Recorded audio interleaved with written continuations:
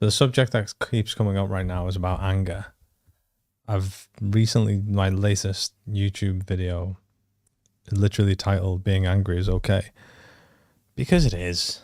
There's a lot of misconceptions regarding anger in society. So I thought I'd make that video, but basically the message in the video is about us living in a world where everyone around us just doesn't understand anger to the degree where we've all learned that it's not okay to be angry. So whenever you may express anger, everyone around you will either shame you for it or tell you don't need to be like that or you shouldn't be like that. What that does is it suppresses all of that anger that you have within you, which in turn causes you a lot of pain. That's where a lot of our pain comes from.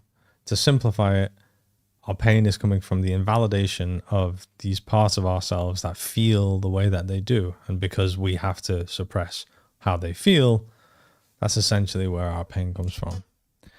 Ben says, I'm okay. I hope you're well. Did my first comment come through? It did, Ben. I did say hi. I don't know if you caught that. I hope this is working. Can someone let me know if just the stream is working and you guys can hear me and see me? And that would be fantastic. But yeah, we live in a time where Socks to Catch Alive. Yes, working fantastic. Thank you so much. I can't read the name. What is that? Is it Lafette? Sorry, I'm using an app that isn't really clear with these parts and these things.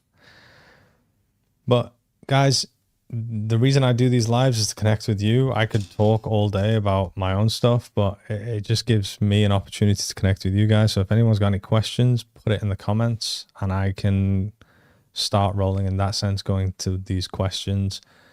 It's honestly everything else that I would talk about you see on YouTube and my social media. So this is the very rare moments where I actually get the opportunity to do things like this. And it's great. It's just great connecting with you guys as well. A little bit more. We just talked about anger. We've got loads of other things that are coming up at the moment with YouTube. One thing that always comes up, which is definitely worth talking about as well, is the concept of forgiveness. A lot of people want to get to specific places and their goals and the journey of this life. And we're being told so many different things by so many different teachers, which is completely part of the journey. But unfortunately, there is a lot of information out there that just keeps you in suffering instead of giving you a resolution for suffering. One of the main ones being that you have to forgive, and forgiveness is the goal. It's not. It's really, really, really not the goal. Forgiveness is an outcome of the goal. The goal is letting go. It's like, okay, well, what am I letting go of? You're letting go of the unhealthy ways that you've learned to meet an unmet need. We are creatures of needs. And the reason we feel our pain is because we are trying to meet these unmet needs, unmet emotional needs in unhealthy ways. This can look in so many different ways. It can look like people pleasing. It can look like numbing myself through some addiction, whether that's drugs, whether that's work, whether that's the gym, whatever it is. Any sort of distraction. It can be self-abandonment in so many different ways, because that's how we learn to meet these unmet needs. Now, if I learn how to meet these needs in a healthier way, which there are ways of doing, then I will let go of the unhealthy way that I've been meeting these needs. That's what letting go means. Now, it's not always exactly like that, but at a higher perspective, simplified level, it is. Someone just sent me a rose. Thank you so much, Emma. So this whole concept of you need to just forgive, you don't. I promise you, no human on planet Earth can forgive for wanting to or choosing to forgive. It doesn't work like that. It really, really doesn't. You as a human being, you don't work like that. In your entire life, all of the parts of ourselves that are in pain have happened through invalidation. And the mere fact of trying to forgive someone, trying to force yourself to forgive someone, is also an invalidation. So let me help you validate the parts of yourself by telling you that you don't need to forgive. It's ridiculous to try and tell someone that they need to forgive their abuser. You don't. What you need to do is do the work which will lead you to letting go, and the byproduct of that is that you will forgive. And not only that, forgiveness is not what most people think it is.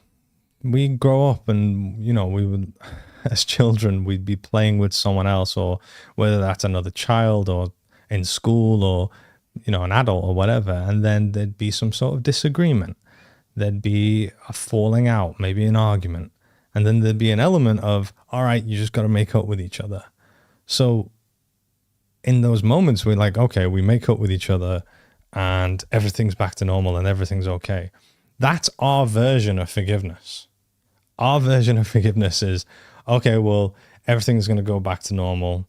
Because when I was a child, I had to just go back to normal without my thoughts, my needs, how I feel being taken into consideration at all.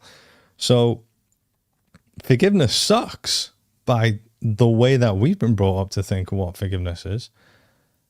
But that's not what forgiveness is. If you get to a place where you're letting go and the byproduct of that is that you forgive, you don't have to let that person back in your life. You don't have to allow that abusive behavior to continue at all.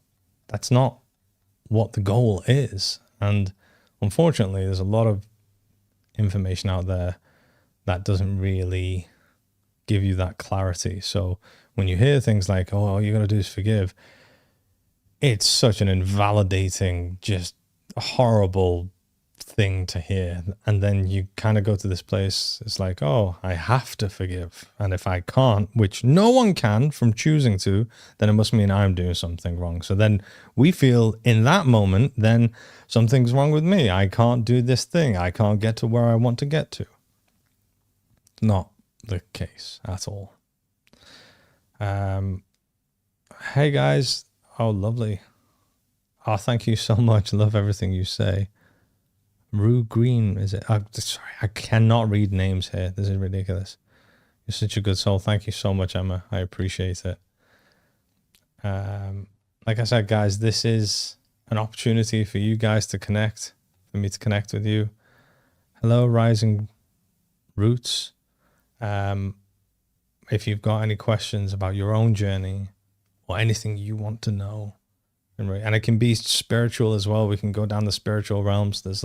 I've not actually done that a lot recently, and there's been a lot of calling for me to do that, to talk more on the spiritual side. Maybe we'll take a vote. Okay. Seeing that there's no questions coming in, and we'll either, I need your help here. So it's either going to be the number 1 or the number 2. So I'm going to present 2 options. Option 1 is we can talk about, option 1 is we can talk about healing through an imaginative state and what that looks like and why we're even doing it. And option 2 can be, we're going to talk about time and what time is. So one's more relationally kind of human healing and the other one's more spiritual, let's say. So I'm going to open the floor. Guys, you vote. It's either 1 or 2. And then whatever I get.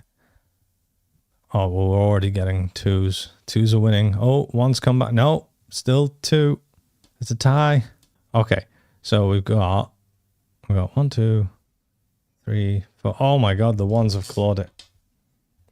It's all the 1s. You have a pole? I don't have a pole. You mean like a dancing pole? No. Okay, what's your thought on soulmates? I'll come back to that question as well. And there's another question just above that about abandonment moves as an adult. Okay, so number ones have won it on this one, guys. I'll tell you what, I'll talk about both of them. I'll talk about one first and then two, because it wouldn't really make sense not to talk about them. Okay, so basically, one of the main questions that I get is, what is healing? How do you heal? And to be fair, that's a fantastic question, because I myself asked the same questions when I was on my journey. I had absolutely no idea. The reason why I can never like answer it in a comment or just a reply to someone's DMs is because it's not necessarily a one sentence answer.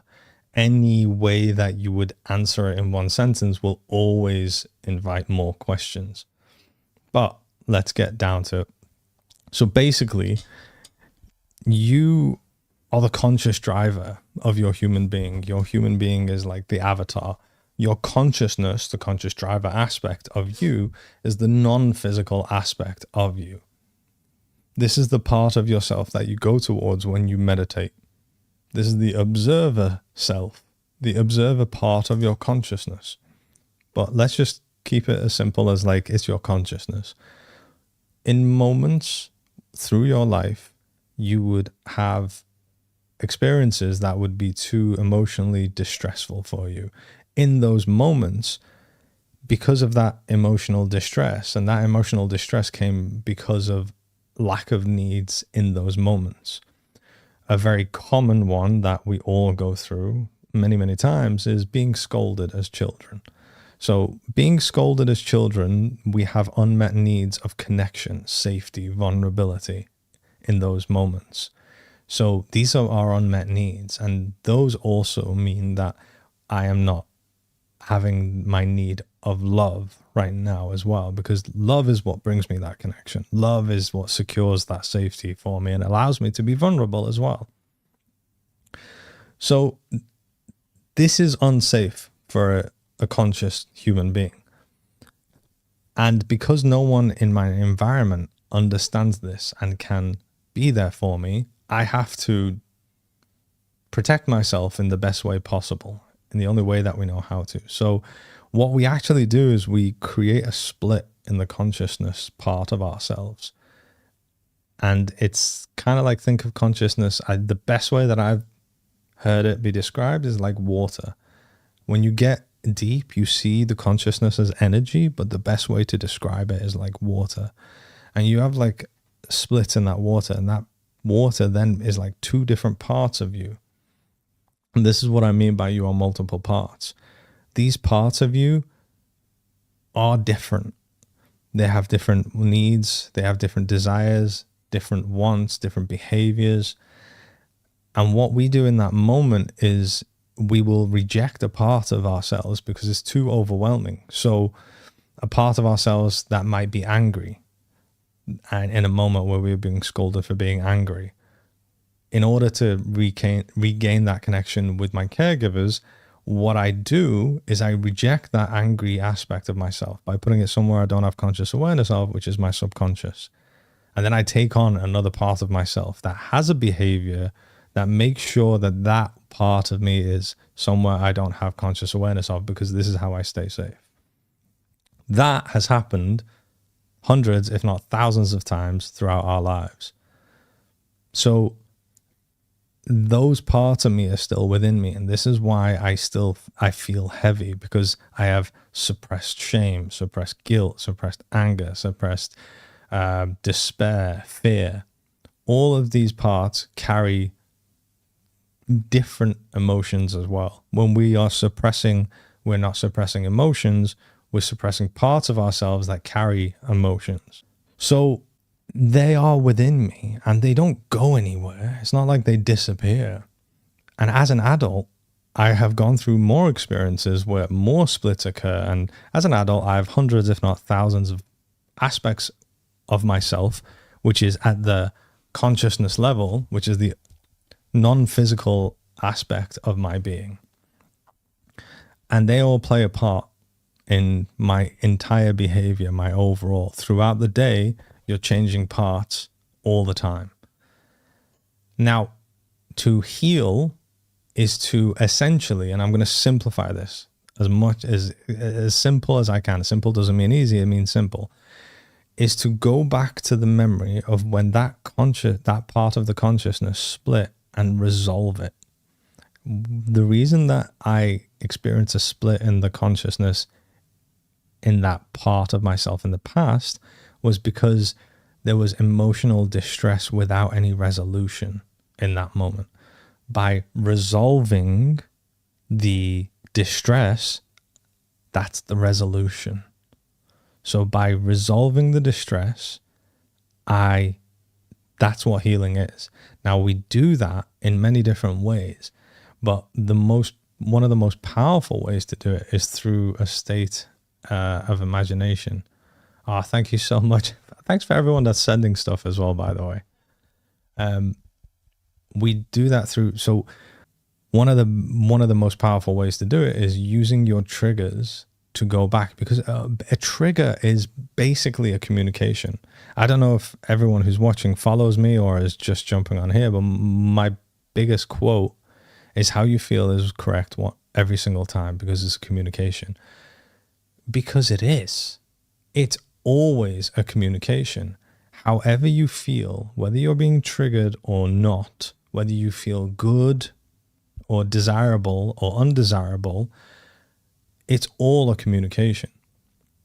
It doesn't matter if people think you should or shouldn't. So that communication is completely and utterly from you to you about you. If I message my partner and I see that they've read the message but she's not messaged me back, and I feel anxious or angry, that's a communication to me.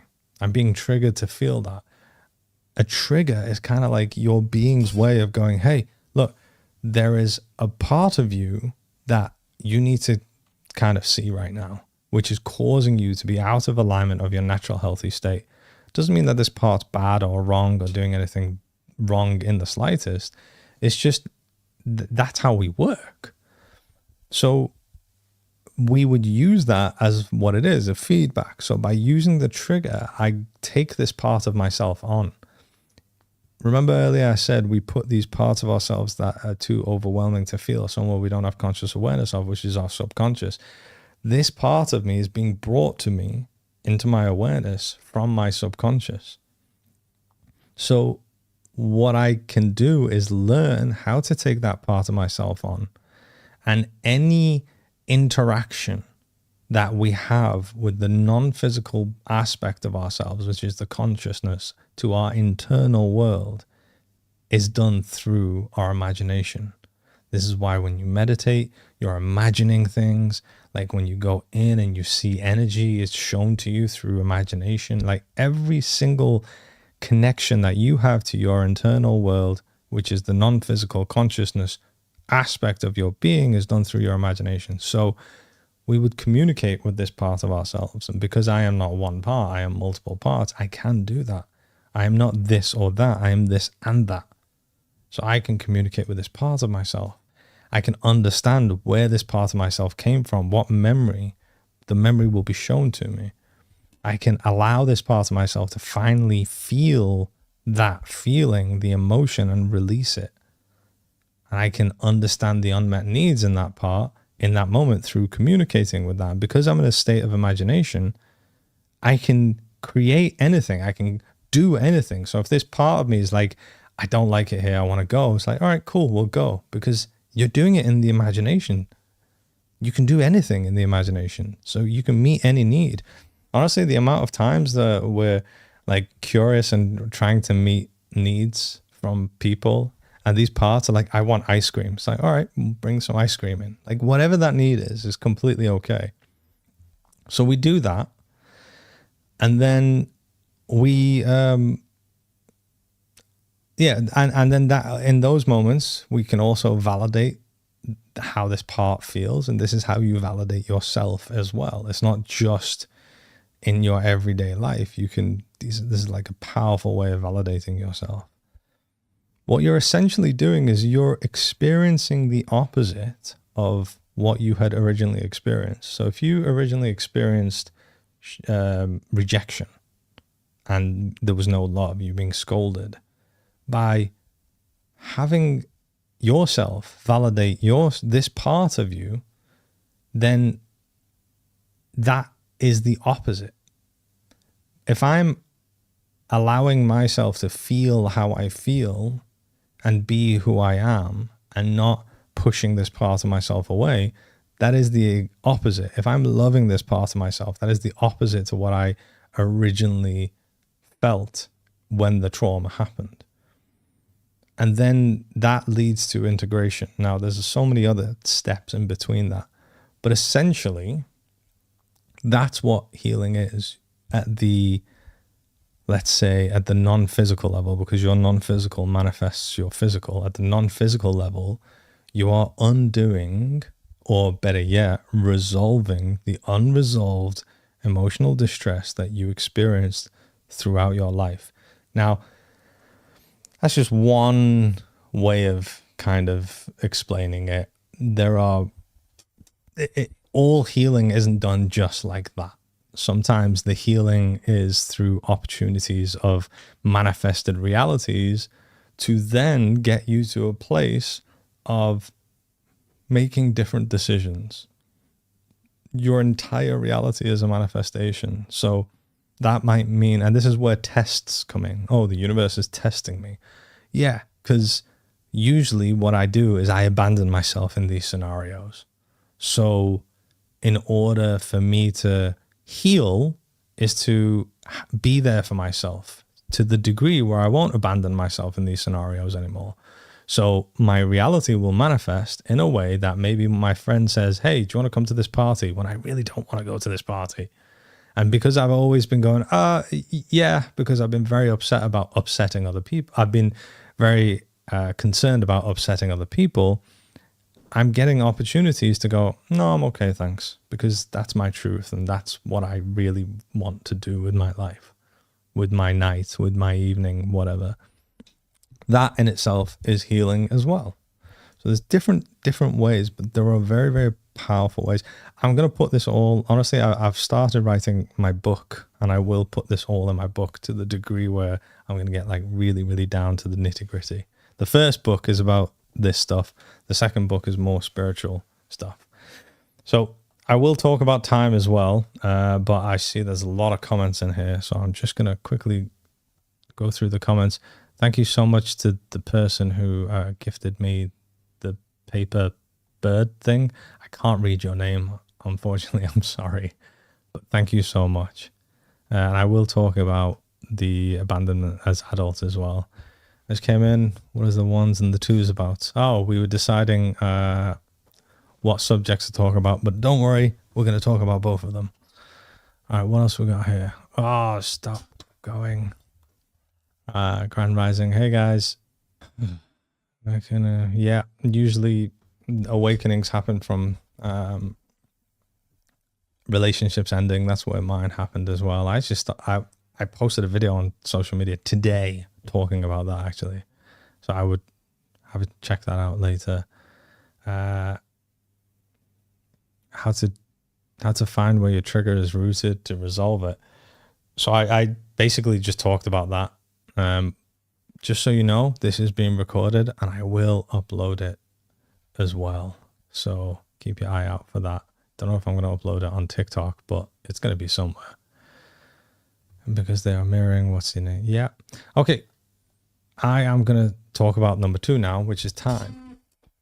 So time was something that I was very, very interested in from the beginning of my journey. And it's something that I was like, I want to know.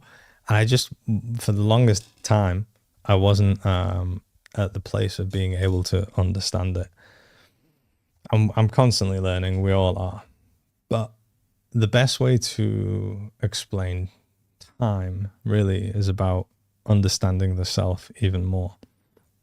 And also the kind of systems that we've put into place.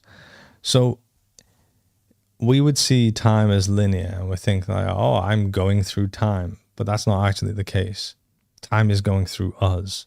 We use time to go through different realities. Like manifestation is like gravity. It's always on. It's not like, oh, I'm going to manifest now, but later I'm not. Like, we're literally going through billions of realities a second. And it's like what we essentially need to do is steer that into the realities that we want to experience.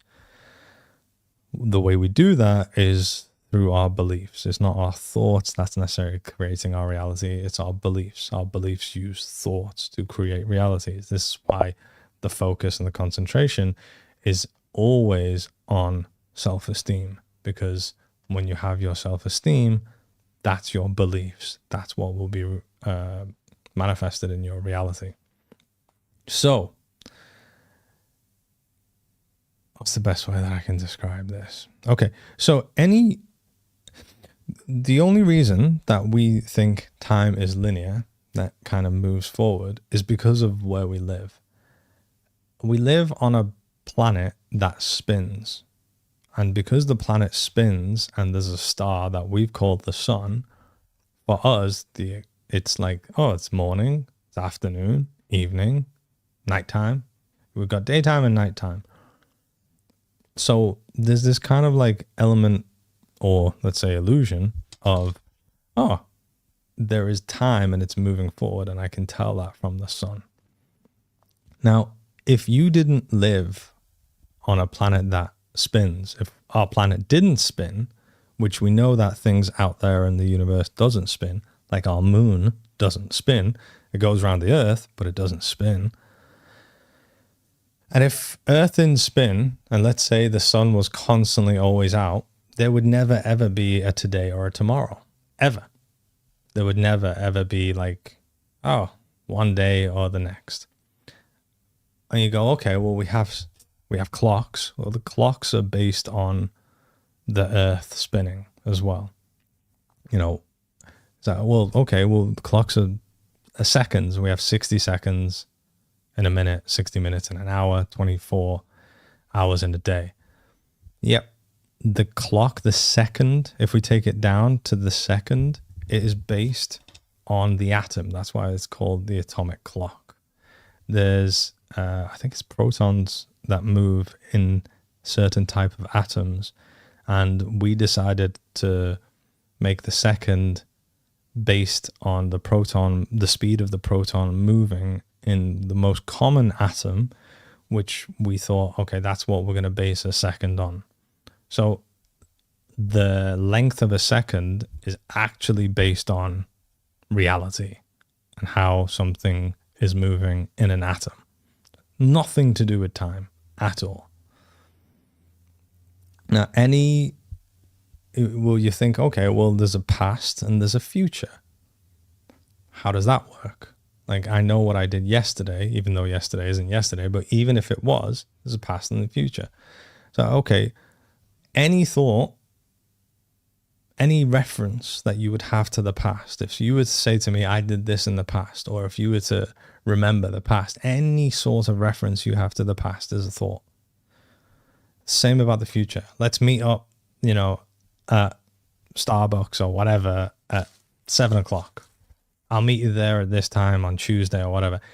Every single thought and reference or anything is about the future as a thought. Now, if you simply don't have those thoughts, the past and the future don't exist. It's only this moment. It's like, well, okay, I'm 39 years old. I've been alive for the duration of time that it's taken the earth to go around the sun 39 times. But if I was born in the same moment that I was, and instead of being on Earth, I was in a spaceship going through space, up until this point, how old would I be? It's like, I don't know. It's like, okay, so everything that we are referencing is a result of time is actually a result of something in reality that we are measuring that against. So none of that actually has to do with time. So it's like, okay, well, how does that work? We're still going, I'm still going through time, even though if I don't, I've grown up. So I was a child and now I'm an adult. So some things happened. I've moved forward. The ship of Theseus. I don't know if anyone's heard of that. If you have, you'll know that the ship of Theseus, the thought of it is that it's a wooden ship. Now, this ship, the wood has rot all over it. And the idea and the thought is that if someone was to start replacing the rotted wood from one end to the ship and replace every single piece of wood to the other end of the ship, would it still be the same ship?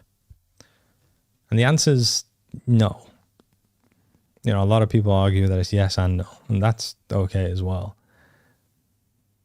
Your cells, we know, change all the time. And every 7 years, all of our cells change. This is not the same hand as when I was 5 years old. This is a completely different hand. I could still have some scars on this hand, but it's still a different hand because all my cells have changed. So it's not me growing, it's me changing. I'm not going through time. Time is going through me. The present moment, which is the only thing that exists, and this is why you hear only the present moment exists, is constantly changing.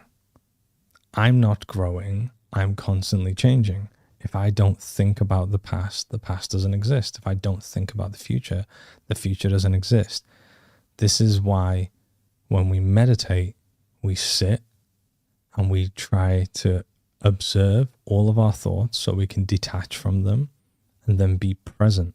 By being present, you're in the now. When you detach from all thoughts, you don't go in the past and the future. You are in the now. Time is what we use to go through different realities. Time, the way we see it, which is like the clock on the wall and everything in seconds and hours and days, are all based off things that we are measuring against in the 3D reality. I hope there was some sort of clarity in there for you guys in that one.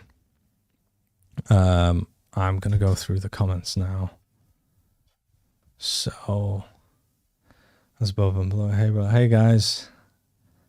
Truth, right? Love it. Oh, okay, yeah. A trigger is a way we haven't been able to understand yet until that moment. And this is a good thing as well. Like, a lot of people see triggers, and unfortunately, there's such a huge kind of like shaming view towards triggers in society. Triggers they suck. They really do. But when you get to the stage where you're more self-aware and you're on this journey and you're doing the practices and everything, you honestly kind of like start welcoming triggers because it just gives you so much information. Communication is always key. Yep. Oh, thank you so much. Everyone's so kind on this comment section. Another way to learn question. Yeah, speaking the truth. Thank you so much. Can a spirit guide be an aspect of your higher self? Yeah, so everything is through your higher self because you are your higher self. There's an element, I always say, it's not this or that, it's this and that. You are your higher self. And even though you can know it here, it's about knowing it here. And if you don't know it here right now, that's okay. It's on your journey. You know, that's one of the things that I used to do that I'm sure everyone does. Whenever I listen to advice or hear things on the journey, there's this element of I need to be there right now. I have to be there. And if I can't do it, then, you know, I suck. That's not the case. your spirit guides is your higher self. Everything is expanding out of you. Everything in this reality is you. You know, I've actually stripped back from reality. When you go deep enough in meditation, you actually strip back, and you, as weird as it sounds, you see the nothingness. And you don't see it with your human eyes either. And I know that doesn't make sense, because by definition, nothingness is nothing. But you can actually see the nothingness. And you see that everything is expanding out of you. And you are your higher self. So your higher self and you are one, and it's expanding out of you. Think of your higher self as like your mobile. So whoever calls my mobile, I speak to them through my mobile. Many different people can call me, but I speak to all of them on my mobile. And that's essentially the same.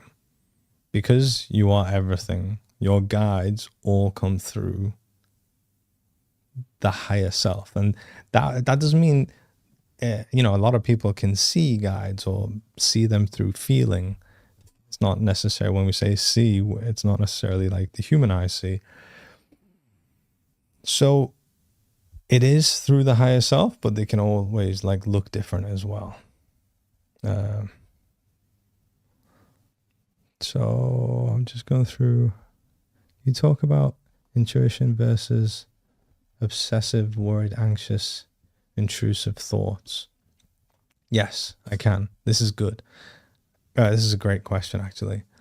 So a lot of people give the advice like, you know, intuition is soft, it's calming, whereas the parts of you they define as the ego, which, you know, when we talk about the ego, a lot of people still are trying to make the ego the bad guy, and that is literally the definition of causing yourself the pain. Well, it's not definition, but it's literally going to keep you in pain by making the ego the bad guy. The parts of ourselves that have the anxious, intrusive thoughts are part of the ego, the amalgamation of all the parts of ourselves that are keeping us safe, that have learned how to keep us safe in these unhealthy ways. The amalgamation of all of them are part of the ego as well. So your intuition is more of kind of like a knowing. I would even define it as like a soft knowing. It's not. And the weird thing is, right, you've got to also learn how to listen to your intuition again. Through the many experiences of your life where you've been taught not to feel, where you've been taught that how you feel is incorrect, it's wrong, and that's done through the scoldings in our childhood, you know, by being punished, by being scolded. We're being told that we shouldn't feel the way that we do. You shouldn't be angry. You shouldn't act like this.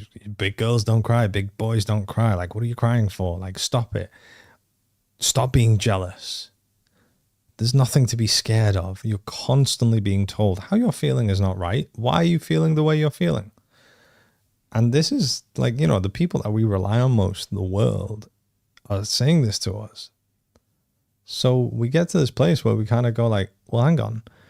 If I'm feeling like this and I'm not meant to be feeling it, and I'm getting told constantly I'm not meant to be feeling the way that I know deep inside I am feeling, then that must mean that there's something wrong with me. It must mean that I don't work properly. This is actually where our belief that there's something wrong with me, that I'm broken, comes from as well, because that happens so many times and we give that meaning so many times. And a meaning is a thought, and a thought that's thought over and over again is a belief. So because we keep repeating that experience, giving the same meaning, now we have beliefs that there's something wrong with me and I'm broken. But in all of that as well, you learn that how you feel is wrong. Like, it's incorrect. It's like not correct. So you lose trust in how you feel. So there is an element of learning again how to feel on your journey. For some people, it's so much more extreme than others. But part of that is to start learning the difference between the intuition and the parts of myself that are living in survival, one of the best ways is like, yeah, the intuition is kind of like a soft knowing. And it's like, I can't explain how I know. So you don't need to explain how you know, but it's kind of like a soft knowing. It's whereas the anxious, intrusive thoughts are more like the concerning, talking thoughts. Knowing is quickest. By talking, there's a certain speed. The sentences that I'm putting together, the words that I'm putting in a sentence and talking to you guys has a specific speed. Now, if I was to think that, it would be quicker. If I was to know it, it'd be lightning, like instant. So intuition for me has always been instant. And it's been kind of like, yeah, that's what it is. But again, that took me a while to like start learning and start feeling. But the trick, the biggest kind of like thing that most people slip up on is your intuition isn't necessarily going to always take you towards rainbows and roses and soft places to be. Your intuition sometimes is going to take you towards triggering you to show you parts of yourself that need your attention. And that's okay. There's nothing wrong with that. It's meant to, because the peace you want to feel, the calmness you want to feel, the happiness that you're looking for, the love that you want to feel are all on the other side of your pain. So it does require you to go through your pain. It's just learning how to. And that's literally why I do what I do. I try to teach people how to go through to the other side. So your intuition isn't against you. It's not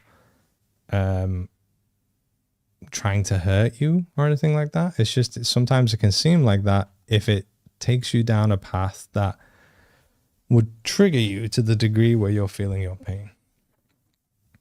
But go towards the soft knowing. And if you find yourself spiraling, then it's those parts of you. This is why self-awareness is so key. It's so important to raise your self-awareness. This is one thing I wanted to actually talk about that I've not talked about yet.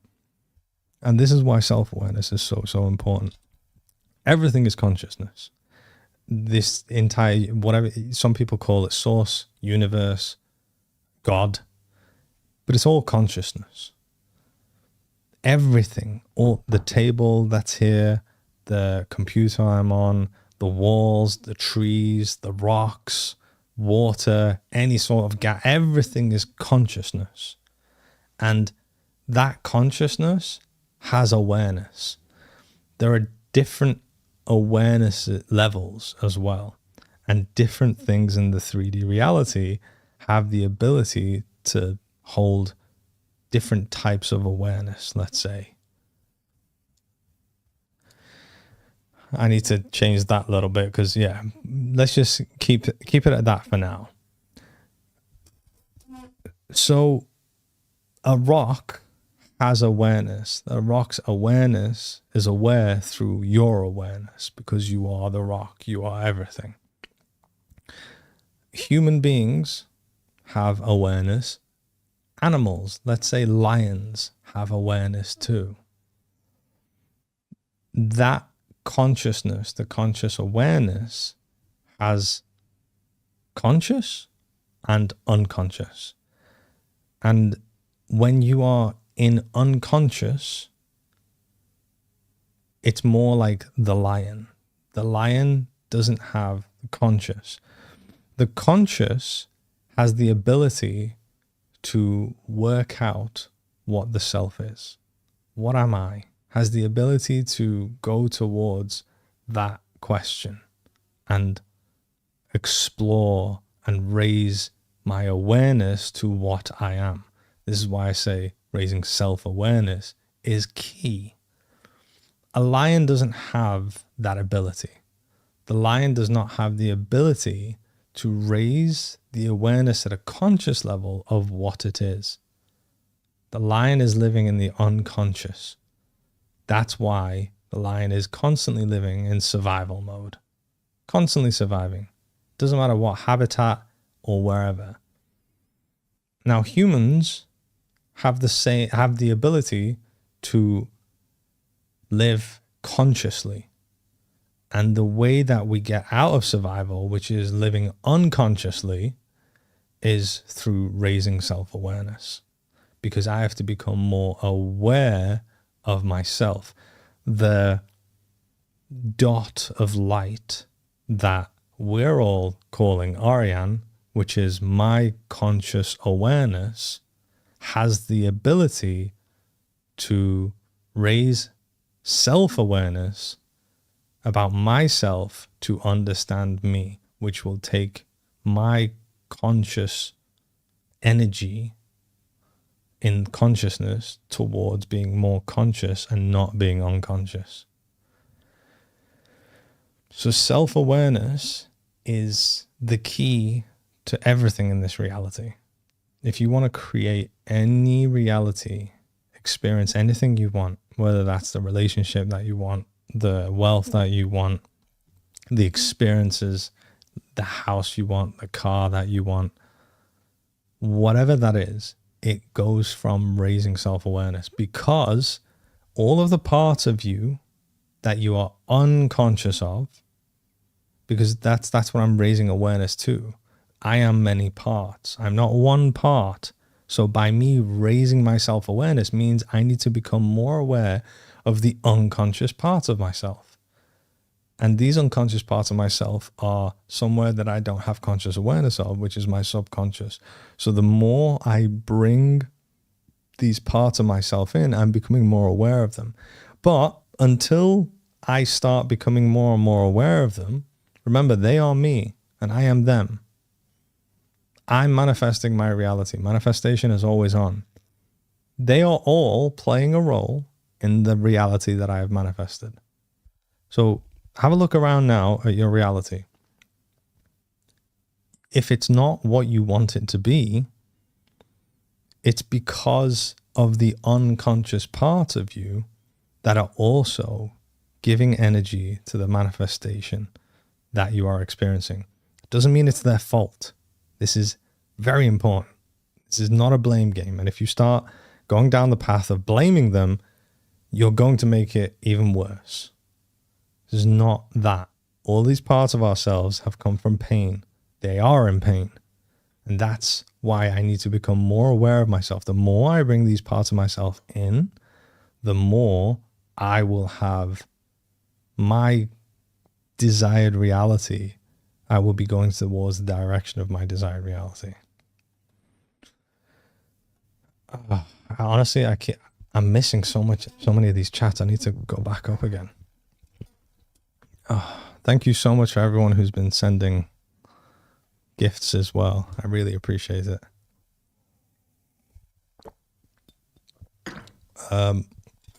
Unfortunately, I can't answer all of these.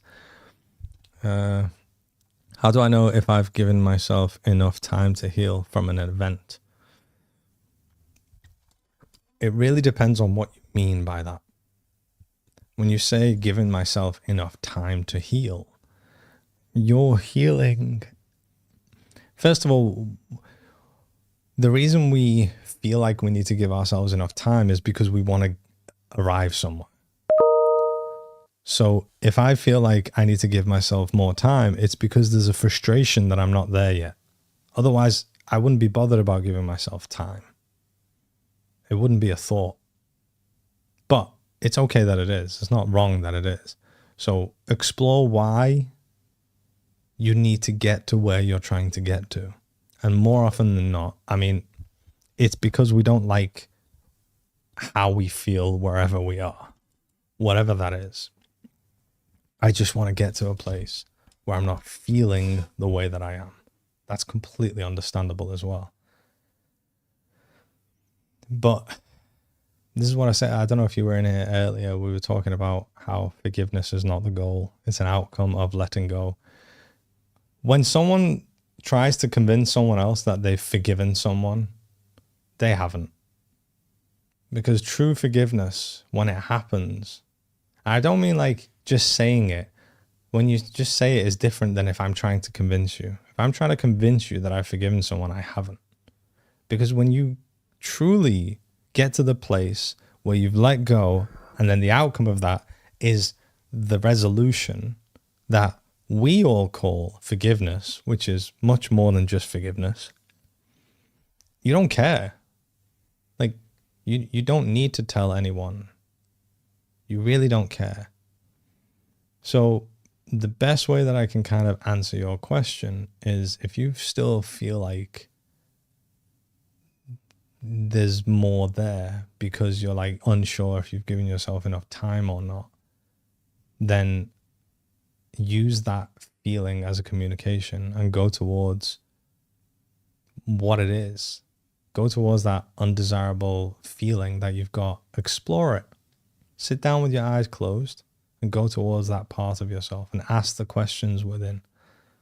The best thing to do, honestly, is to detach from thoughts. There's a practice of detaching from thoughts. You just observe them. You're observing these thoughts, and then eventually you get to a place where you've detached enough where you can kind of start exploring, so you're not constantly being taken away by thoughts. And then just ask the question, what am I trying to get away from? What are you trying to tell me that I'm not listening to? What am I not hearing? And it'll come to you.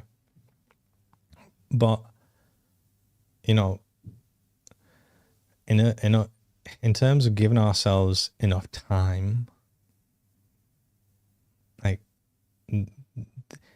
there is no answer. It's not like, oh, you need to give yourself a week or 2 weeks or a day, 3 years. It's as long as it takes. That's the compassion. That's the self-love.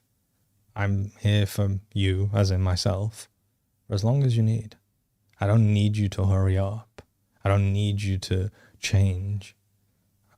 It's all about self-acceptance. Go towards understanding it.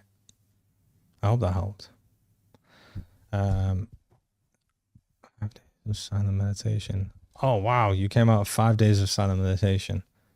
So thankful to hear this from you now. Amazing. That's amazing. I've actually never been at a silent meditation. I'd love to go to those, in the mountains where you go and it's completely pitch black for like 3 days.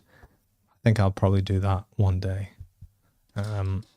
Way too busy to do that now, but absolutely I will. Okay, so the question is, when I get triggered from some kind... Hello! Hi! Do you want to come and say hi to everyone? Yeah, come here. This is my pooch. Oh, okay. This one... Okay, calm down. Say hi to everyone. And now the other one's getting jealous. Maybe this was a bad idea to bring you up, eh? Yeah, it's okay. I know. It's okay. Yeah, listen, they can hear you sniffing. All right, you go down. I need to answer some questions. I think I lost the question. Damn it. Okay, here it is. When I get triggered from some kind of childhood trauma, how do I get out of it, and how do I know? So it's very, very understandable to want to get out of it, and that's not wrong at all. Sometimes we're not in the right places. We could be out and about, and around a lot of unsafe people as well. So essentially, a trigger is when you're starting to feel what a part of you that you have suppressed is feeling. That could be fear, shame, guilt, apathy, jealousy, anger, resentment, frustration, like whatever it could be. Ideally, my answer is always to go towards it, but there are times where you can't do that because you're out and about. You might be with the kids, you might be with friends, and it's just not possible. So when you get home, or when you're eventually in a safe space, my suggestion is always to go towards it and understand it, to be able to then integrate this part of yourself, to resolve the unresolved emotional distress. But in those moments, honestly, the thing that is the most powerful for me. Breathing. And I know it sounds like so simple, but it is. It's super simple. Breathing as well as observing. Those are the two things. So what I would do is sometimes I just slightly open my mouth and I breathe like harder than normal. And the reason I slightly open my mouth and do that is because I don't need anyone else to know what I'm doing, really. Especially, I used to do this, especially when I was around a lot of people that were unsafe, because they'd be like trying to shame me, like, what's wrong with you? Why are you doing that? So by taking more air in, more oxygen in, you're giving more oxygen to your blood. That helps your nervous system calm down. But the thing that really, really, really helped is observation. And I do that because you're on a journey of raising self-awareness. By being on a journey, this is why, so I've got an online course called Beyond the Shadows, and part of that, I talk about the observer. I've got a meditation in there as well where you practice observing. You practice observing thoughts. You practice observing sounds. And you can even start observing your body. I've got a YouTube video as well called What is Anxiety and How to Release It, where I teach you how to observe your body as well. But when you start regularly observing things and you realize that you are everything and you can observe everything in reality, you can literally just sit down and become the observer. This is the state where like the great yogis that, you know, reach enlightenment, which is far from few. Most of them don't anyway, but this is kind of like what state they're in, the observer. Honestly, sometimes people around me are like, hello. And I'm like, oh, because you just go in the observer sometimes. There's a fly in the room. So the breathing and in that moment, observing, because you're being triggered and you're not necessarily observing the other person. You're observing yourself. Oh, what was said or what happened in this moment that got me to here? And when you do this over and over again, you get really, really good at it, because you're essentially aiming for the unconscious core meaning, which is our belief that was given in that moment because of whatever happened. That's what the trigger is.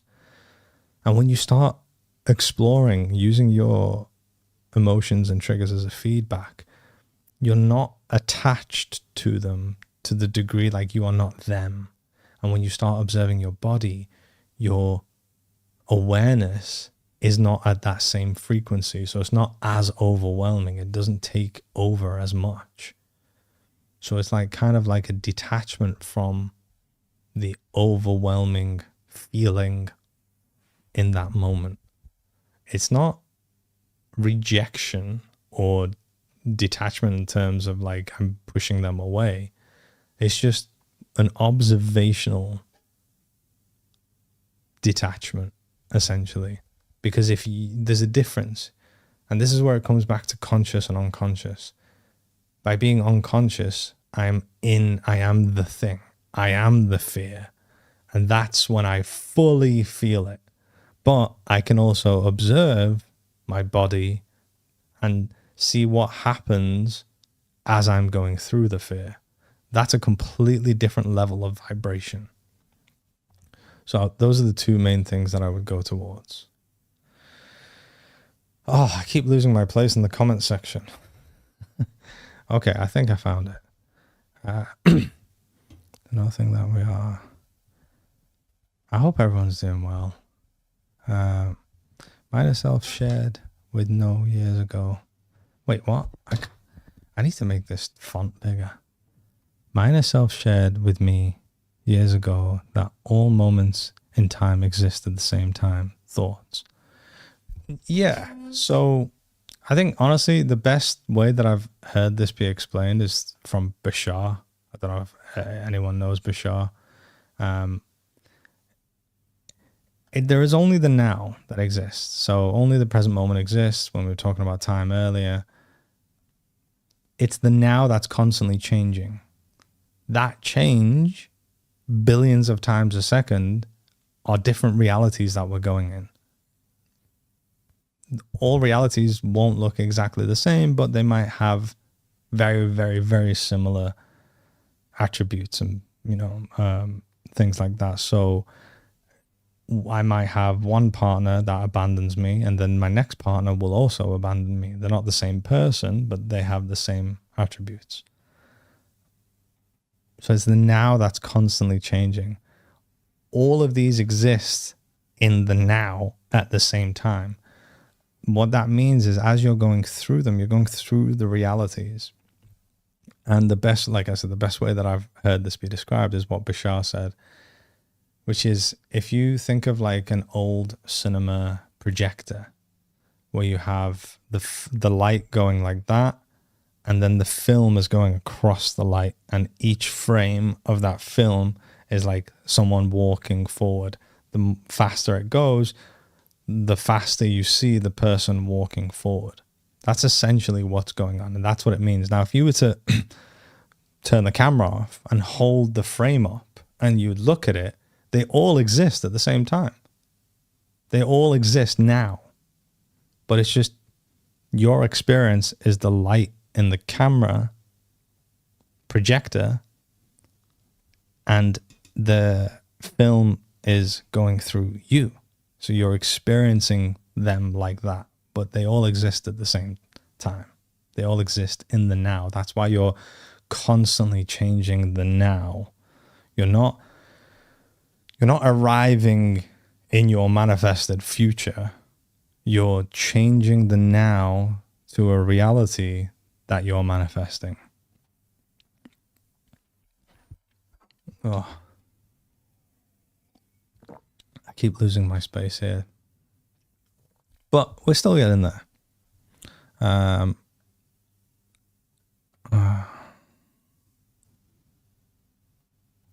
Thanks again. Thank you so much for the people that have been sending me gifts. I don't actually do this as much, like the TikTok live. I really should do it more often, but I apparently don't even know. I think that there are things I can do with that.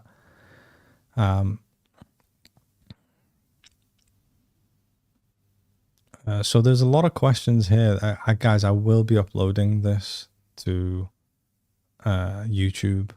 So there's a lot of questions that I am not going to answer because it's already been answered in like the earlier parts of this stream. There's a question saying, who is that? I'm guessing that was about the dog. So I hope so. That was our pooch. Her name's Luna. But still do the same. I'm self-aware, but still do the same BS. Yeah, self-aware is not like, it's not like there's only one level. You know, right now, currently in my life, this is the most self-aware I've ever been. Doesn't mean that I'm not going to be more self-aware. I still have loads to learn. One of the misconceptions, because I do what I do and I post what I do, a lot of people like kind of see me as like this perfectly well put together teacher and healer that like, no, I don't have all of my shit together. Like no one in the world does. And if they present themselves as doing, they're lying. That's not what we're here for. It's not how reality works at all. So just know that you're here to grow, just like all of us. And there are different levels of self-awareness. I am so much more aware than I was 3 months ago. But for me especially, I'm constantly always using my reality, how I feel, my thoughts, everything is a continuous feedback. So my self-awareness is constantly rising.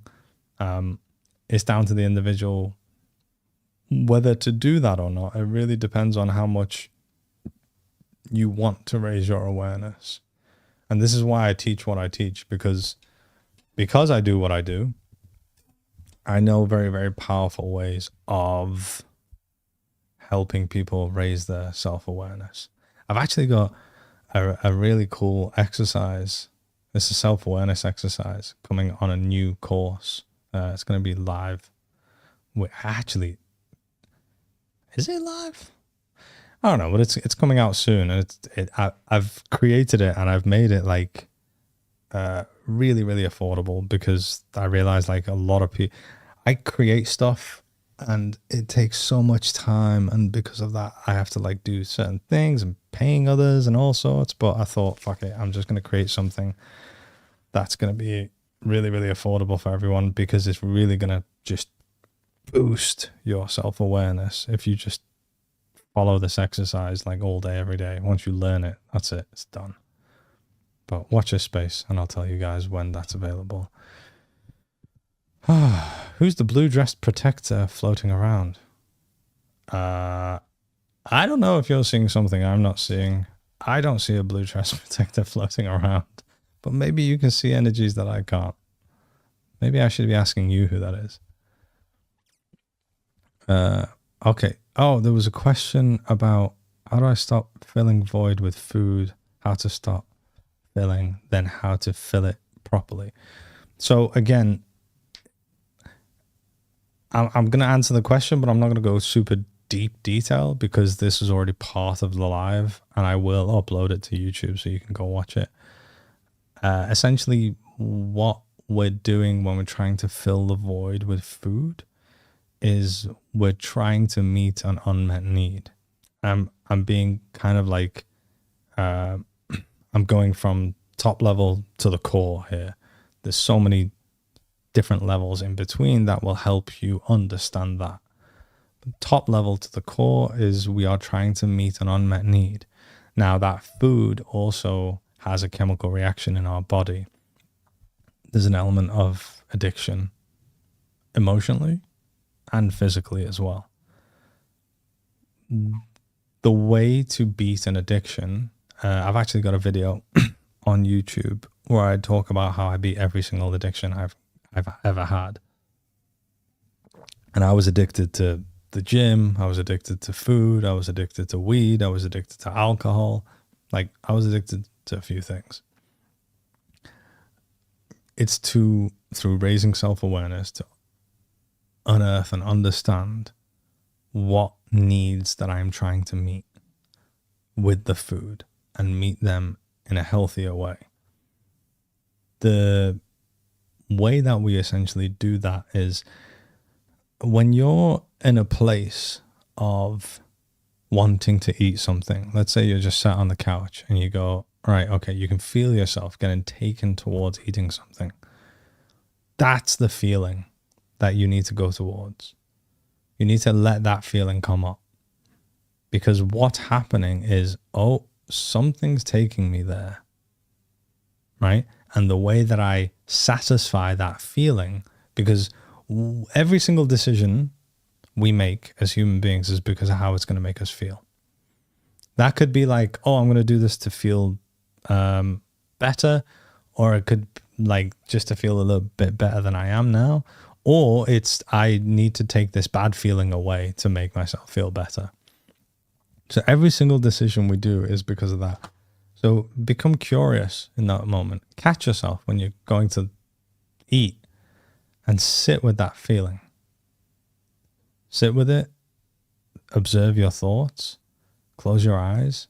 Understand this part of yourself. Again, if it gets too overwhelming, I've got a video on YouTube called What is Anxiety and How to Release It. Go and watch that. It's free. I teach you how to observe your thoughts and your body, which is essentially how to observe what you're feeling, because you feel in the body, which will make you vibrate at a much lower frequency than at a much higher frequency, or just a different frequency compared to what those suppressed emotions are that are coming up. And the more you do that, along with the processes of healing, which again, I talked more about in the beginning of this live, that is a very, very powerful way of going to a place where you're going to get over these addictions. How you look at yourself in regards to these addictions is huge as well. Watch my video about how I beat every addiction. It just Just type in Arian Samui addiction in YouTube, because what we do is sometimes just our simply just how we view what addictions are is stopping us from being able to get to where we want to get to, because we end up beating ourselves up so much, and that makes us make it wrong. And when we make it wrong, we're not understanding what it is. And from making it wrong, I'm rejecting these parts of myself. And that's what created the pain, which led me to the addiction. Watch that video, and then watch the beginning of this live when it's posted on YouTube as well.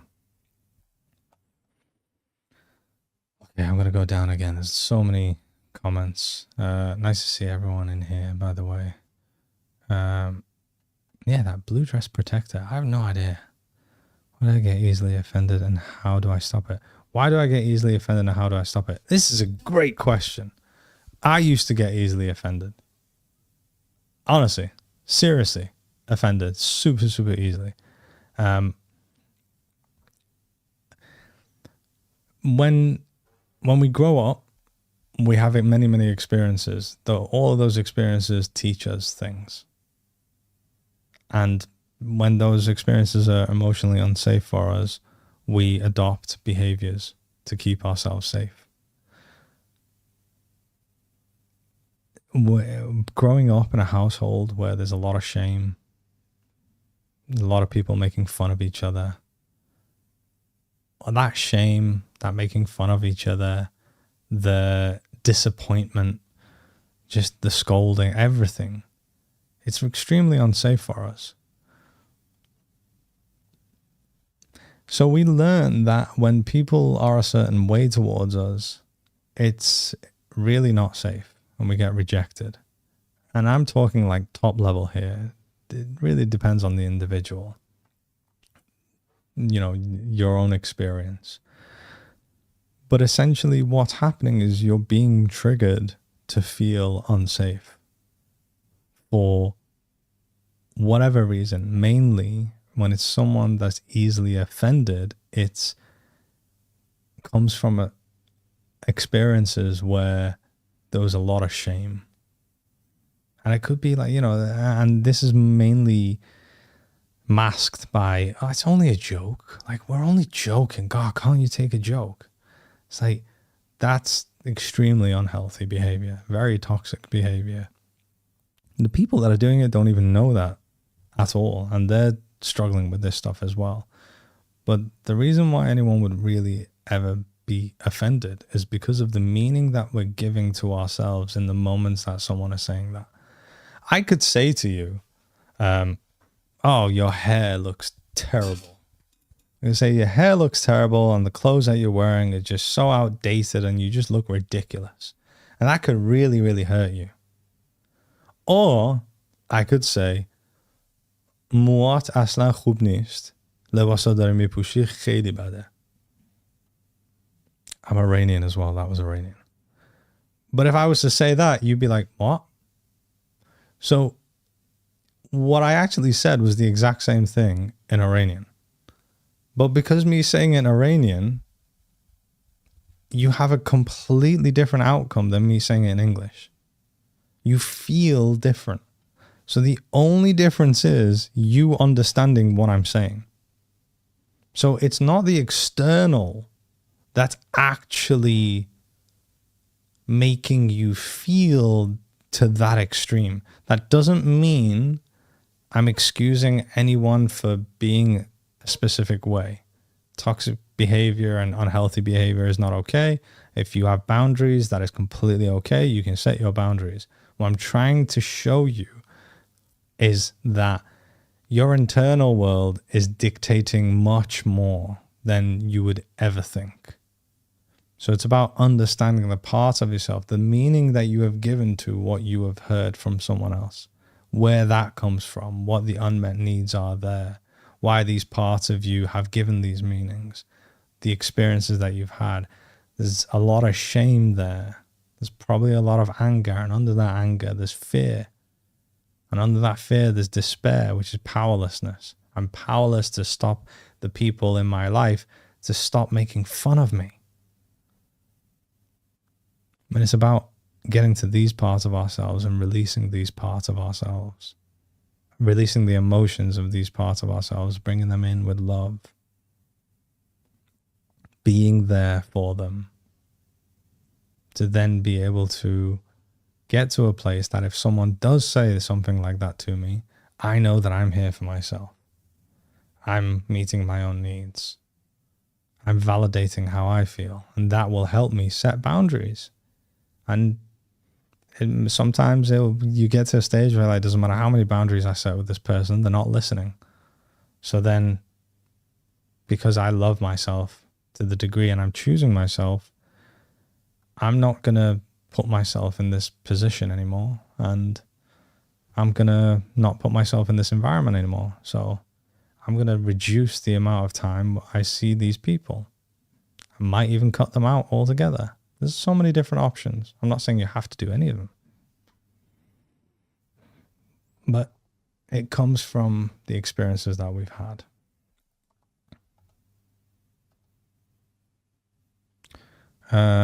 Who is the blue dressed lady who is in between?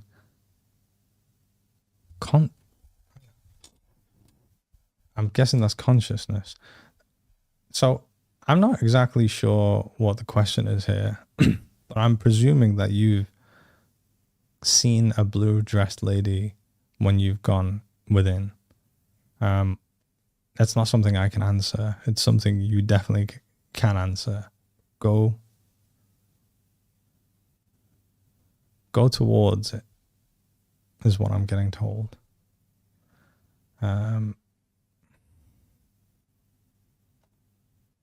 Oh, hey, thanks for some of the recent light bulb moments. I understand all we have is now. That's amazing.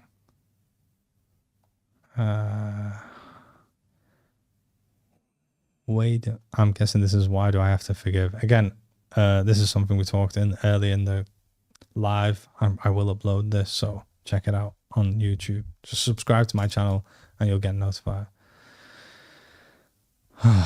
Yeah, thanks very much, Lizzie. I'm going to start going live more. I'm actually going to start doing the podcast more. I do have a podcast. My podcast is going to be updated. It's going to change. But we're going to start doing much more of this stuff. Blue dress. What is going on here? Darkness retreats. I want to do that. Yes, absolutely. Oh, this is the part where the poocher's out. Everyone's saying cute stuff. Hey guys, how you doing? Yeah, I answered that one already. His feelings. I dated my best friend. He has feelings for me, but doesn't want a relationship. Do I distance myself? That, first of all, is a very, very challenging situation. Christy, I want you to know that one of the things that I don't do is ever tell anyone what to do. My job is to empower people, and I don't do that by giving them power. I do that by showing them that power is already there within them. If I tell anyone what to do, then they'd be relying on me telling them what to do again and again and again. This is your reality. You decide what to do, and you learn from the decisions that you make. We learn from whether it's a mistake or not. It helps us understand what we desire, and it teaches us valuable lessons. So the question of do I distance myself is entirely down to you. But one of the best things that I would say is to ask yourself. One of the best things that I heard from Teal Swan actually is the question, what would someone that loves themselves do? If you're dating someone and he has feelings for me but doesn't want a relationship, there's ways of communicating stuff, and sometimes we need that way of communicating to be quite direct. If someone doesn't want a relationship, then they don't want a relationship. So when they're like, I have feelings for you, when someone says I have feelings for you, it's more than friends, but then I don't want a relationship. That's not a true representation of what they're saying. So in that scenario, I would ask myself, what would someone that loves themselves do? It doesn't mean I'm telling you to completely cut this person out of your life or anything, but go towards understanding yourself. Why you feel like you would put yourself in a place where this is okay. Why would you look at others that go like, no, you either want to be with me or you don't? Like, what is this playing games type thing? Like, what are you doing? Like, that's not okay. Why is it okay for someone else to be like that, but not me? What is it that I believe about myself that is manifesting this reality where someone is being like this towards me? But no one can make the right decision but you.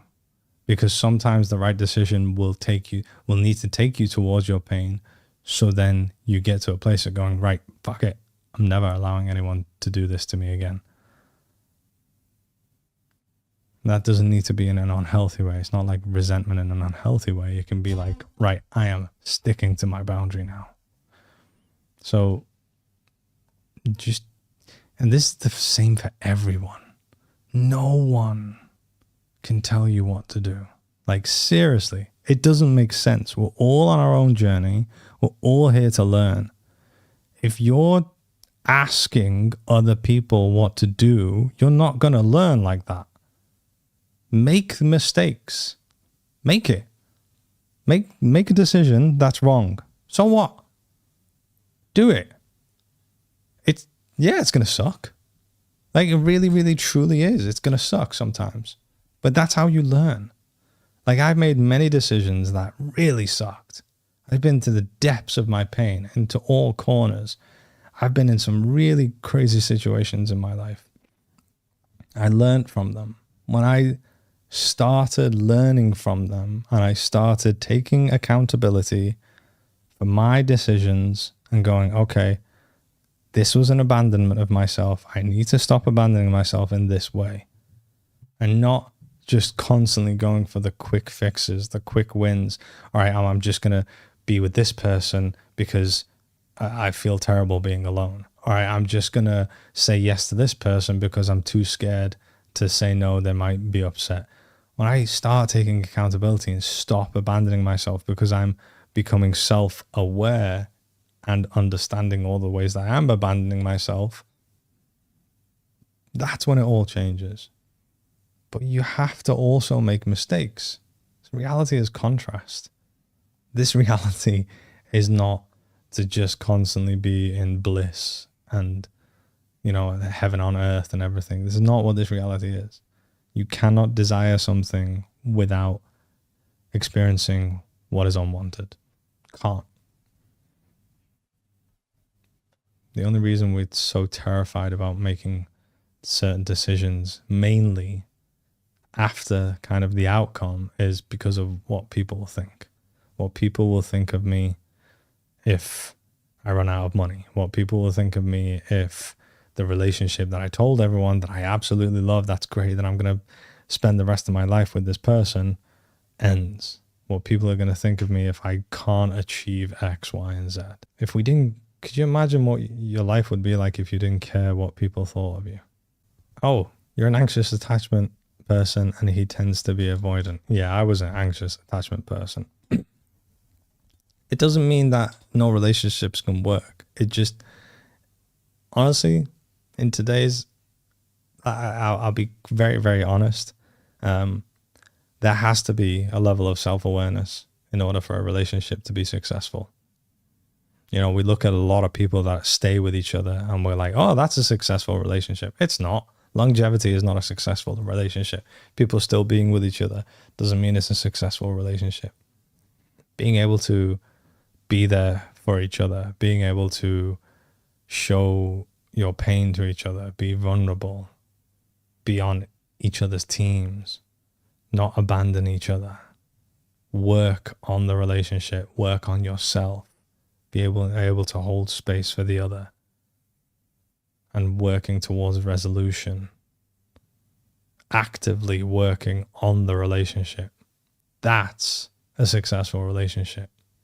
Being able to, for it to be safe to talk about anything is a successful relationship. And that's what we need to essentially look for. And, you know, that in itself is challenging. Like, I'm in the most successful relationship I've been in. I absolutely love my partner more than I've loved anyone. It's been very, very challenging, but not challenging in a bad way, kind of like challenging in a really cool way, actually. That's what we need from the universe, and the universe will give you whatever you're putting out there. So if you're okay with someone not committing, then the universe is going to go, okay, well, I'll just keep bringing people to you that won't commit, because that's the energy you're giving out there. So it starts with you. Once I find my self-esteem, once I find my worth, keep working more towards building my self-esteem, working more towards myself, then that will be mirrored in my reality. The universe will give me someone or send me someone, or my reality will mirror someone that will treat me like I'm good enough, that won't abandon me, that will want to work on a relationship with me, that will allow me to be vulnerable in the moments I need to be.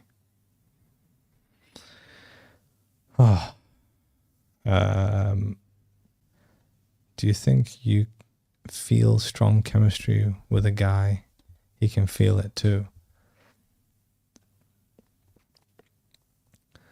Do I think that if you feel strong chemistry, it really depends on, we need to understand what strong chemistry is. Most of the time when we go towards strong chemistry, it's more of the elements of going towards, how do I say this? Kind of like, you know, like the butterflies. Oh, I feel the butterflies in my stomach. Well, the butterfly feeling in my stomach is actually not necessarily what I want to go towards. If you are feeling so excited about this relationship and you don't, and not feeling that given back to you, it's not like you're not misinterpreting that. If there is doubt there for a reason. There's something there. Again, doesn't mean, I'm not trying to say, oh, this relationship is completely nonsense, get rid of it, it won't work, or anything like that. But just understand that there is doubt there. Is it scary to ask the person why? Is it scary to ask the person if they're interested, if they want to? If it is scary, question that.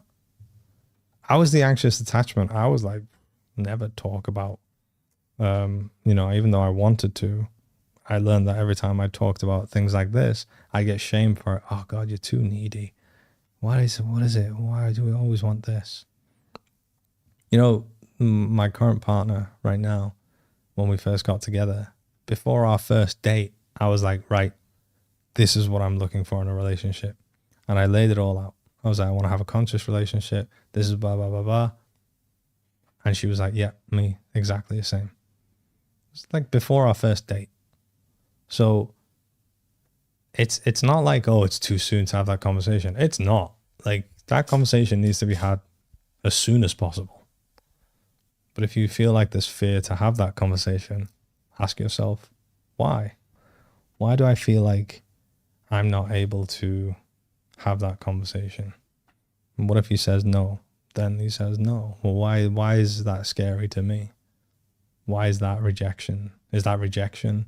Am I scared to be alone? Like, what is all of that? That's the communication within you that would be presented to you. Oh, I find not living in the now causes anxiety and mental health problems for people. Yes, absolutely. The whole reason that we don't live in the now is because we're reliving the past and catastrophizing about the future. These are both trauma responses. If I didn't have this trauma response, I would be more present. the trauma response is what activates the sensation of anxiety. Anxiety is a thing that can be healed. Anxiety is a sensation. Anxiety is a physical sensation that is being triggered from somewhere, from something. That thing is always under the sensation of anxiety. So it could be something that's coming up and I'm like, I'm quite anxious. If I was to sit down with that anxiety and explore it, I could get to a place of understanding why that anxiety exists. Oh, it exists because I'm about to go on stage and I realize that there's parts of me that are like, hey, you're not good enough to be on stage. No one's going to listen to you. Like, who are you really? That's what's causing the fear that is under the sensation of anxiety. Anxiety is always activated and it's always there for a reason. We're not born just to continuously be anxious. Just like if I was to stab my shoulder with a knife, the reason I'd feel the pain is because I stabbed it, because something happened. Anxiety is the same. Something's happening internally to then kick off the sensation of anxiety. So it's about exploring what that is, learning how to raise your awareness. Honestly, I will always go back to self-awareness because that's what it is. You are everything. Your entire reality is expanding out of you, and it's all a feedback. Now, if some of that feedback gives you anxiety, it's still a communication. It's just, think of anxiety as like, I've rejected this part of myself so much for so long that I don't even know what the emotion is under it anymore. That's when the sensation that we call anxiety is active in our bodies. I got told that I had an anxiety disorder that was unhealable, untreatable. Not untreatable, uncurable. Cured it. It's about doing the work, healing through raising self-awareness. If anyone wants to go deeper into this stuff, I do have a free masterclass, which in the masterclass I talk about my inner awareness framework in my course where I teach you how to heal. It's like a 6-week course. And I say everyone that has done it has had profound changes. It's the most powerful thing I put out on the internet. If you're interested, it's on my links page. Check it out. Love your content. Training as a spiritual counselor. And it's gold. Thank you so much. I appreciate it. At some point, I will be teaching clients, teaching coaches as well. So my company is called Mind Matters. We also have the Mind Matters Self-Development Center, which is the community. It's a community portal that has like challenges, exclusive videos, and I go live on there as well to do workshops. This is just like me talking like this, but we actually do workshops in them. But there will be at some point like Mind Matters certificated coaching courses. So if you are interested, keep your eyes out for that. Yeah, just again, there are so many of these questions that are repeats. So I will be uploading this to YouTube so you can watch it. Can we book a session with you? Yes, you can. Absolutely. I've actually gotten to the stage where I've started taking clients on again. If you go to my website, there is a services tab and you just click work with Arian and then you just fill out the form and it takes you, it just has everything that you need. Oh, I lost my spot again. Fantastic. Sorry guys, I'm trying to go through all of these as much as I can. Oh, I found it. Yes. How to stop hating ex best friends who are narcissistic. So the hate is like resentment, and that's completely normal. I always call resentment like the cousin of anger. Resentment is something that we use to like close our hearts off. It's kind of like our way of going, I'm never going to let anyone do this to me again. So resentment, yeah, let me just move that. Yeah, that's easy. Resentment isn't a bad thing. It's, you got to realize it's a way that we're using to keep ourselves from the pain. And it's very, very painful. We would never, ever use resentment if the pain was okay. We just feel it. So just understand that being resentful towards hating someone is understandable to the degree where, you know, no, we've never been given the tools we need to be able to handle the pain that we go through.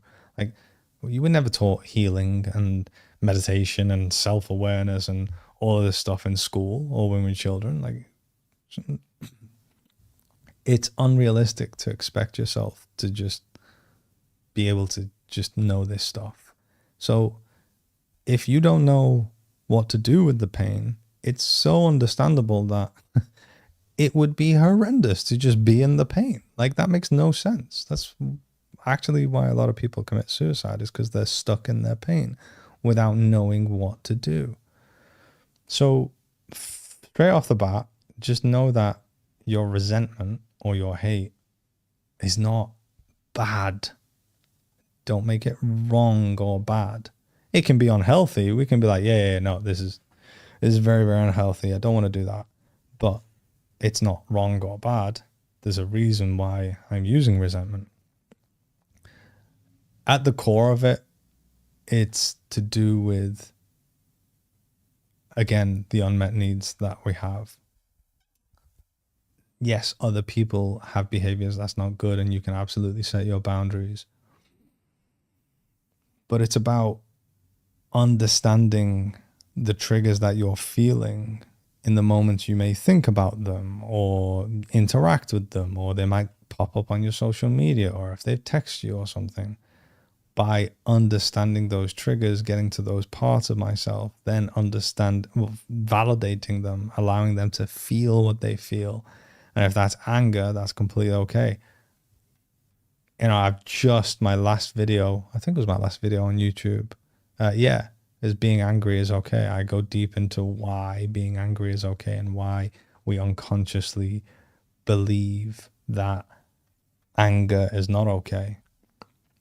Allowing yourself to be angry, but sitting with it, not just being angry, like fully embracing the anger. Punch the shit out of your bed. Throw your pillows around. Do what you need to do and just let that out and sit with it. Stay with it. And then when your body is so tired because you've done as much as you can and the outburst of anger is dissipated, stay with it. There's fear under it. Understand that fear. Go towards this part of yourself. Validate it. Meet the unmet needs in a state of imagination. Integrate this part of yourself. The more you do that, the more and more you do that, you are letting go. You're letting go of the unhealthy ways that you've been meeting this unmet need, which is resentment. So the more you release your resentment, you're letting go of resentment. The byproduct of that is that you're not resenting anymore. Another way of saying that is you forgive. So you want to stop hating someone. And a lot of people say, define that as forgiving someone. That's how you do it. You don't force yourself to try and forgive, because it's not a choice. It's an outcome of the goal, which is letting go. Okay. We are getting through these, guys. How long have I been on for now? An hour and 40 minutes. Damn. I said 20 minutes or half an hour. I have no idea where the time went. Oh, I've missed stuff. Whoops. All right, let me just do like one or two more questions and I'll go. Shit. This was not planned. It is okay. All right, I'm going to try and look for a question that's completely different to the stuff that I've been answering. And It's nice that everyone's been talking to each other as well. So many gems. Thank you so much. Okay, so soulmate connections. This is a great one. So soulmate, you are everything. Source is everything. God, consciousness, whatever you want to call it, the universe, every single dimension in every single corner of every single thing that exists in every single plane is you. We are all different aspects of me, or you. So at specific levels, everyone is a soulmate. At the highest level, everyone is a soulmate. So it really depends on what level we're trying to kind of talk about. I don't subscribe to the idea of like twin flames, you know. The way I subscribe to the idea of twin flames is similar stream of consciousness that is incarnating and that has connected with each other. That's the way I see it. So yes, I definitely think that you, as let's say your higher self, will incarnate in different scenarios, and those incarnations can meet. But this whole concept of this person is my twin flame, therefore no matter what I must be with this person, that is not something that I subscribe to. And it kind of goes back to the whole, well, love is enough. It's not. In a relationship, love is not enough. A relationship takes work. It requires work. It requires effort. It requires both people to work on themselves and work on the relationship as well in so many different ways. So love is not enough. And that's why that doesn't make sense to me either. Because if someone's like, well, they're my twin flame, but the relationship is horrendously unhealthy, I keep abandoning myself, and the other person just doesn't want to work on themselves or work on the relationship or anything, which has happened a lot. But people are like, well, you know, we're twin flames. It's like, no, you're just using that because you're too scared to pull back. So, yeah, do I believe in soulmates? Absolutely. I believe that it's all to do with you as well. Like, you're not actually looking for someone else. You're looking for yourself. When you find yourself within, you're going to attract someone that can love you the way that you're loving yourself because you found yourself. And in that moment, my partner is my soulmate because I've found my own soul. And that's a reflection, that's a mirror of that. Hey guys, I am literally an hour over my time. So I'm going to go. I am seeing like the last few comments. Thank you so much for everyone that's joined. If you guys want to get involved in the community, we have a community portal. And I'll be doing like lives like this. That's only going to be exclusive to the community. But those lives are going to be workshops. So you guys will literally get on with me to talk about anything, whether it's a course of mine that you've taken or just questions that you have about your own journey. And there will be those recordings will be in the community. There's also challenges, ability to message other community members. There's exclusive videos, exclusive meditations. There's loads of stuff. If you want to get involved, it's called the Mind Matters Self-Development Center. It's in the link in my bio. I know apparently we're not allowed to say link in bio anymore because your content doesn't get pushed when you say that. But thank you so much for everyone that's joined and everyone that's stayed. I appreciate all the love and I appreciate everything. And honestly, if you're commenting on my posts, I try my best to get to them. I just don't have time. when my team grows more and more, I'll be able to connect with you guys more, because it'll be less for me to do on the back end stuff. But thank you so much. I appreciate you guys. Thank you so much. And have a lovely rest of the day wherever you are. I will come back on TikTok as well. Don't know when, but I will. But for now, bye.